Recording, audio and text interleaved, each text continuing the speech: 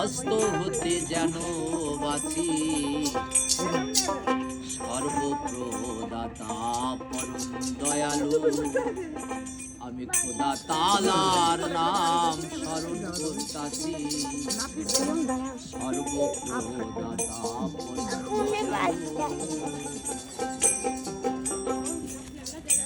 সমস্ত প্রশংসা খোদার